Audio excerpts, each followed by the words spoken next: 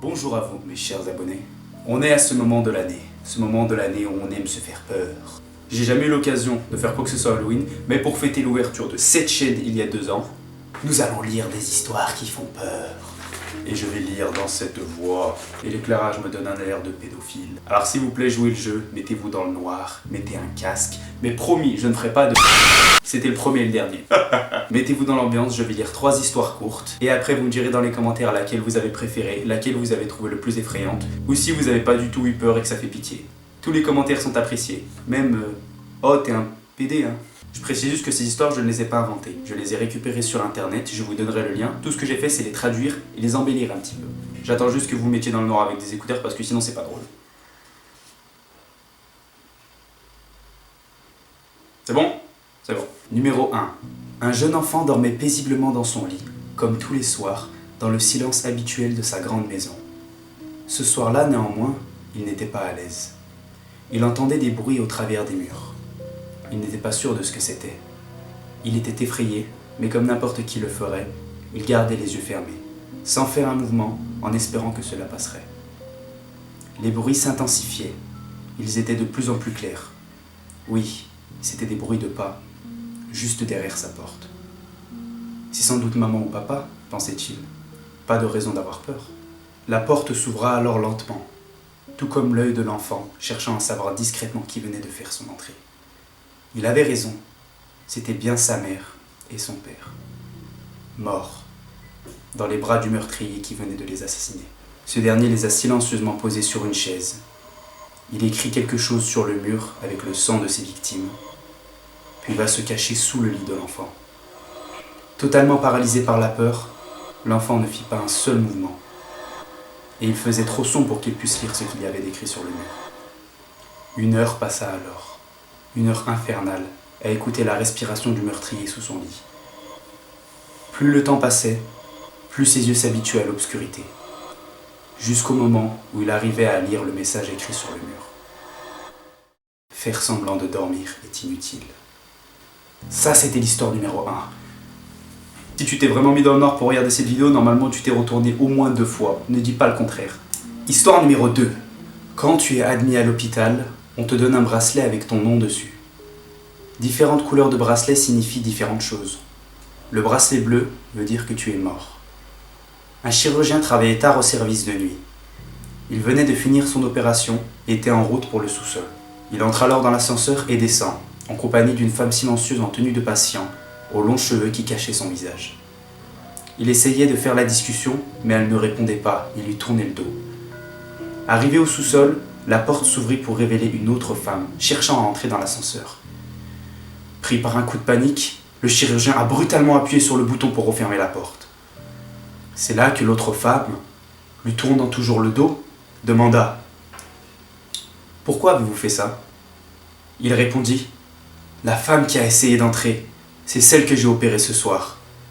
Mais elle est morte pendant l'opération. Vous n'avez pas vu qu'elle portait le bracelet bleu ?» La femme tourna enfin le dos en révélant son visage caché par ses cheveux et dit en levant le poignet « Un bracelet comme celui-ci, c'était elle. » Bon, la tension commence à être extrêmement élevée, alors pour détendre l'atmosphère, je vais porter ceci. Mais attends, tout le monde a peur des clowns en ce moment, ça veut dire que ça empire l'atmosphère. Non, la vérité c'est que j'ai peur que ça crame. C'est hyper inflammable ces saloperies. Dernière histoire, numéro 3. Cette histoire elle est un peu plus compliquée à comprendre et elle fait un peu moins peur, mais moi je l'ai aimée particulièrement quand je sélectionnais des histoires, alors je vous la raconte. Un chasseur marchait dans la forêt en quête de proie. Après avoir repéré une belle, il l'a poursuivie durant des heures, sans réussir à l'attraper. Il réalisa alors qu'il s'était enfoncé dans une forêt profonde et s'était perdu. Il décida alors de choisir une direction et de s'y tenir jusqu'à ce qu'il retrouve la civilisation. Mais au fur et à mesure qu'il avançait, la forêt était de plus en plus épaisse, et il faisait de plus en plus noir. Il tomba alors sur une petite cabane. En réalisant à quel point la nuit était tombée, il décida de demander au propriétaire s'il pouvait passer la nuit ici. Il approcha et trouva la porte grande ouverte. Personne n'était à l'intérieur. Le chasseur s'allongea donc sur le lit en plein milieu de la petite pièce et se dit qu'il expliquerait sa présence au propriétaire le lendemain matin. La nuit était noire et pas la moindre lumière n'éclairait la forêt épaisse. Le chasseur, ne trouvant pas le sommeil, commença à observer l'étrange décoration qui l'entourait. Il était surpris de voir le même tableau en plusieurs exemplaires sur chaque mur autour de lui. Tous représentaient un visage étrange, peint avec un incroyable détail qu'il observait avec de grands yeux sortant de leurs orbites. Quelle que soit la position dans laquelle le chasseur se mettait, il avait l'impression que ses yeux le suivaient et ne le lâchaient pas. Il se retourna et fit un effort pour ignorer ces figures. Il s'endormit. Au petit matin, en se réveillant, il leva la tête et découvrit que la cabane n'avait aucun tableau, seulement des fenêtres. Si t'es pas du tout sensible à ce genre d'histoire, t'as dû me prendre pour un con. Si tu es sensible à ce genre d'histoire, bonne nuit. Et joyeux Halloween, même si ça ne se dit pas. J'aurais juste quelques détails à donner au niveau...